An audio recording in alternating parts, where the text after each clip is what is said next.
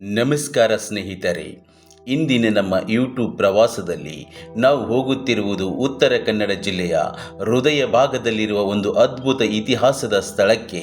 ಶಿರಸಿ ತಾಲೂಕಿನ ಹಸಿರು ಅರಣ್ಯಗಳ ನಡುವೆ ಪವಿತ್ರವಾದ ಸ್ವರ್ಣವಲ್ಲಿ ಮಠ ಸಮೀಪದಲ್ಲಿರುವ ಒಂದು ಐತಿಹಾಸಿಕ ರತ್ನ, ಅದೇ ಸೊಂದಾ ಕೋಟೆ. ಈ ಕೋಟೆ ಕೇವಲ ಒಂದು ಕಟ್ಟಡವಲ್ಲ, ಇದು ಶತಮಾನಗಳ ಇತಿಹಾಸವನ್ನು ತನ್ನ ಗೋಡೆಗಳಲ್ಲಿ ಸಂಗ್ರಹಿಸಿಕೊಂಡಿರುವ ಮೌನ ಸಾಕ್ಷಿ. ಯಲ್ಲಾಪುರದಿಂದ ಶಿರಸಿ ಹೋಗಬೇಕಾದ್ರೆ ಆ ರಸ್ತೆಯ ಮಧ್ಯದಲ್ಲಿ ಇದು ಬರುತ್ತೆ. ಮೇನ್ ರೋಡಿಂದ ನಾವು 1 ಕಿಲೋಮೀಟರ್ ಒಳಗಡೆ ಹೋಗಬೇಕಾಗುತ್ತೆ. ಹಾಗೆ ಸ್ವರ್ಣವಲ್ಲಿ ಮಠದ ಹತ್ತಿರ ನಾವು ಈ ಪಕ್ಕದಲ್ಲಿ ಈ ಕಚ್ಚಾ ರೋಡಲ್ಲಿ ಹೋಗಬೇಕಾಗುತ್ತೆ. ನೀವೇನು ಬ್ರಿಡ್ಜ್ ನೋಡ್ತಿದ್ದಿಲ್ಲ, ಇದು ಸ್ವರ್ಣವಲ್ಲಿ ಮಠದ ಸಮೀಪದಲ್ಲಿರೋದು. ಸೊ ನಾವಿಲ್ಲಿ ವಾಕೇಬಲ್ ಹೋಗಬೇಕಾಗುತ್ತೆ. ನೀರಿಲ್ಲ ಅಂತಂದರೆ ನಾವು ಕಾರು ಬೈಕನ್ನು ತೆಗೆದುಕೊಂಡು ಹೋಗ್ಬೋದು. ಬಟ್ ಇಲ್ಲಿ ನೀರಿರೋ ಸಂದರ್ಭದಲ್ಲಿ ನಾವು ಈ ರೀತಿಯಾಗಿ ನಡೆದುಕೊಂಡೇ ಆ ಕೋಟೆಗೆ ಹೋಗಬೇಕಾಗುತ್ತೆ. ಪಕ್ಕದಲ್ಲಿ ನದಿ ಇರುತ್ತೆ. ಮಳೆಗಾಲದಲ್ಲಿ ಈ ನದಿ ದಾಟೋದು ತುಂಬ ಕಷ್ಟವಾಗಿರುತ್ತೆ. ಸೊ ಬೇಸಿಗೆಯಲ್ಲಿ ಸುಲಭವಾಗಿ ಹೋಗ್ಬೋದು. ಈ ರೀತಿಯಾಗಿ ಒಂದು ಕಾಲು ರಸ್ತೆ ಇರುತ್ತೆ. ಈ ರಸ್ತೆಗುಂಟ ನಾವು ಒಂದು ಅರ್ಧ ಕಿಲೋಮೀಟರ್ ಹೋಗಬೇಕಾಗತ್ತೆ. ಅಲ್ಲಿ ನಮಗೆ ಕೋಟೆ ಸಿಗುತ್ತೆ. ಸೋಂದಾ ಕೋಟೆ ಇರುವ ಪ್ರದೇಶವನ್ನು ಹಿಂದೆ ಸೋಂದಾ ರಾಜ್ಯ ಎಂದು ಕರೆಯಲಾಗುತ್ತಿತ್ತು. ಈ ರಾಜ್ಯವನ್ನು ಆಳಿದವರು ಸೋಂದಾದ ನಾಯಕರ ವಂಶ. ಇವರು ಸುಮಾರು 14ನೇ ಶತಮಾನದಿಂದ 18ನೇ ಶತಮಾನದವರೆಗೆ ಈ ಭಾಗವನ್ನು ಆಡಳಿತ ನಡೆಸಿದರು. ಆ ಸಮಯದಲ್ಲಿ ಸೋಂದಾ ಒಂದು ಮಹತ್ವದ ಆಡಳಿತ ಕೇಂದ್ರವಾಗಿತ್ತು. ರಾಜಕೀಯ, ಧಾರ್ಮಿಕ ಮತ್ತು ಸಾಂಸ್ಕೃತಿಕವಾಗಿ ಈ ಪ್ರದೇಶ ಬಹಳ ಅಭಿವೃದ್ಧಿಯಾಗಿತ್ತು. ಈ ಕೋಟೆಯನ್ನು ಮುಖ್ಯವಾಗಿ ರಾಜಕೀಯ ಆಡಳಿತ ಮತ್ತು ರಕ್ಷಣಾ ಉದ್ದೇಶಕ್ಕಾಗಿ ನಿರ್ಮಿಸಲಾಗಿತ್ತು.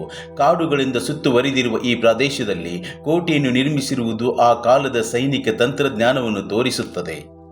ಇಲ್ಲಿ ಆಂಜನೇಯನ ದೇವಸ್ಥಾನ ಇದೆ, ನೀವು ವೀಕ್ಷಣೆ ಮಾಡಬಹುದು.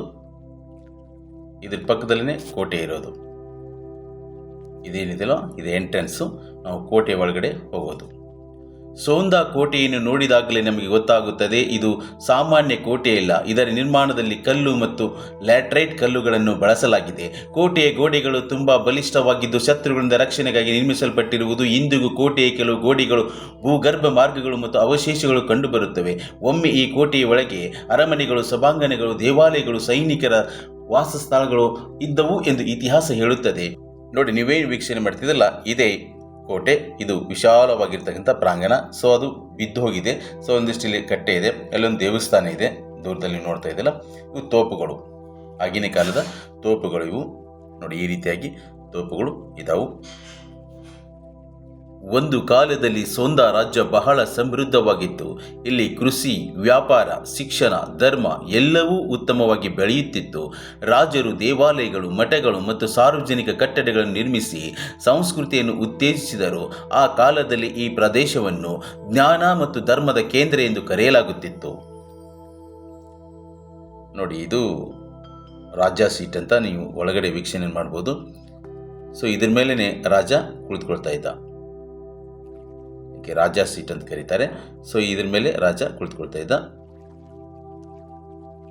ಸೊ ಈ ಕಡೆನೂ ಕೂಡ ತೋಪುಗಳಿದ್ದಾವೆ, ನೀವು ವೀಕ್ಷಣೆ ಮಾಡಬಹುದು. ಸೊ ಇವಾಗ ಕೋಟೆ ಬಿದ್ದೋಗಿದೆ. ಅಲ್ಲಿ ಇಲ್ಲಿ ತುಂಬ ದೂರದಿಂದ ಕೂಡ ಕೋಟೆ ಇದೆ, ಸುತ್ತು ಇದೆ, ಅದೆಲ್ಲ ಬಿದ್ದೋಗಿದೆ. ಇವಾಗ ಇವೆಲ್ಲ ತೋಪುಗಳು ಏನು ವೀಕ್ಷಣೆ ಮಾಡ್ತಿದ್ದಲ್ವಾ.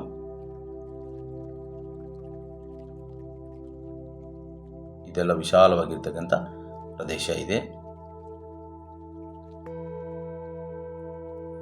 ಸೋಂದಾ ಕೋಟೆಯ ಸುತ್ತಲೂ ನೋಡಿದರೆ ನಿಮಗೆ ಕಾಣಿಸುವುದು ದಟ್ಟವಾದ ಹಸಿರು ಅರಣ್ಯ.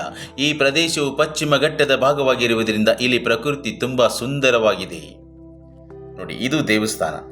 ನಾನು ಏನು ಹೇಳಿದಿಲ್ವಾ, ಇದು ದೇವಸ್ಥಾನ. ಈ ರೀತಿಯಾಗಿ ಅಲ್ಲೊಂದು ದೇವಸ್ಥಾನ ಇದೆ.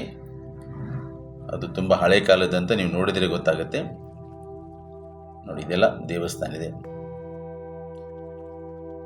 ಮಳೆಗಾಲದಲ್ಲಿ ಇಲ್ಲಿ ಹೋದರೆ ಮಂಜು, ಹಸಿರು ಮರಗಳು ಮತ್ತು ಶಾಂತ ವಾತಾವರಣ ಒಂದು ಅದ್ಭುತ ಅನುಭವವನ್ನು ನೀಡುತ್ತದೆ. ಇದರಿಂದಲೇ ಹಲವರು ಈ ಸ್ಥಳವನ್ನು ಹಿಡನ್ ಹಿಸ್ಟಾರಿಕಲ್ ಸ್ಪಾಟ್ ಎಂದು ಕರೆಯುತ್ತಾರೆ. ನೋಡಿ, ನೋಡಲಿಕ್ಕೆ ಎಷ್ಟು ಅದ್ಭುತವಾಗಿ ಹಚ್ಚ ಹಸಿರಿನಿಂದ ಕಂಗೊಳಿಸ್ತಾ ಇದೆ ಈ ಒಂದು ಅರಣ್ಯ. ಇದು ನಿತ್ಯ ಹರಿದ್ವರ್ಣ ಕಾಡಿರ್ತಕ್ಕಂಥ ಒಂದು ಸ್ಥಳ. ಈ ಸ್ಥಳ ನಿತ್ಯ ಹರಿದ್ವರ್ಣ ಕಾಡು.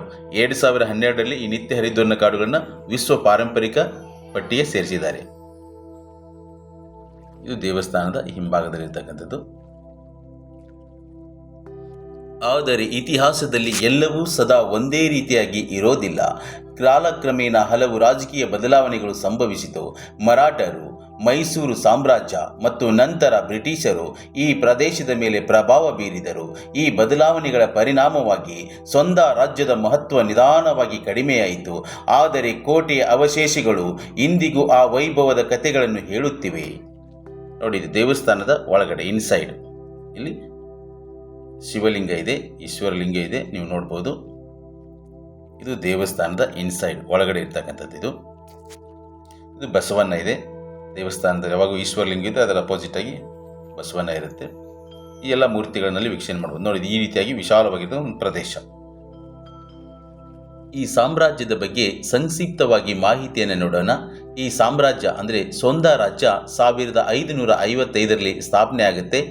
ಮೊದಲ ರಾಜ್ಯ ಅರಸಪ್ಪ ನಾಯಕ ವಿಜಯನಗರ ಸಾಮ್ರಾಜ್ಯದ ಅಧೀನ ರಾಜ್ಯವಾಗಿರುತ್ತೆ. ಇದು ಸುಮಾರು 200 ವರ್ಷಗಳ ಕಾಲ ಆಳ್ವಿಕೆಯನ್ನು ಮಾಡ್ತಾರೆ. 1763ರಲ್ಲಿ ಹೈದರ್ ಅಲಿ ಇಲ್ಲಿ ದಾಳಿ ಮಾಡ್ತಾನೆ. ಆಗ ಈ ಸೊಂದಾ ಸಾಮ್ರಾಜ್ಯ ಏನಾಗುತ್ತೆ ಅಂದರೆ ಅಂತ್ಯ ಕಾಣುತ್ತೆ ಅಂತ ಹೇಳ್ಕೊಂಡು ಇತಿಹಾಸದಲ್ಲಿ ತಿಳಿದು ಬರುತ್ತೆ. ಸ್ನೇಹಿತರೆ, ಕಾಡಿನ ನಿಶ್ಶಬ್ದತೆಯ ನಡುವೆ ನಿಂತಿರುವ ಈ ಸೊಂದಾ ಕೋಟೆಯ ಅವಶೇಷಗಳು ಕೇವಲ ಹಳೆಯ ಕಲ್ಲುಗಳಲ್ಲ.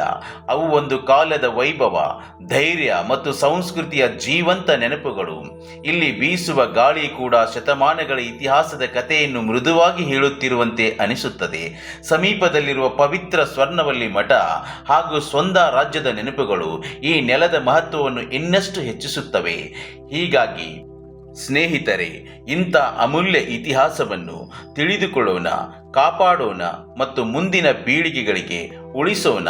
ಇದು ನಮ್ಮ ಸಂಸ್ಕೃತಿ, ಇದು ನಮ್ಮ ಇತಿಹಾಸ, ಇದು ನಮ್ಮ ಹೆಮ್ಮೆ ಅಂತ ಹೇಳ್ತಾ ಈ ವಿಡಿಯೋನ ಇಲ್ಲಿಗೆ ಮುಗಿಸ್ತಾ ಇದ್ದೇನೆ. ಮತ್ತೊಂದು ವಿಡಿಯೋದೊಂದಿಗೆ ಸಿಗೋಣ. ಅಲ್ಲಿವರೆಗೂ ಎಲ್ಲರಿಗೂ ನಮಸ್ಕಾರ.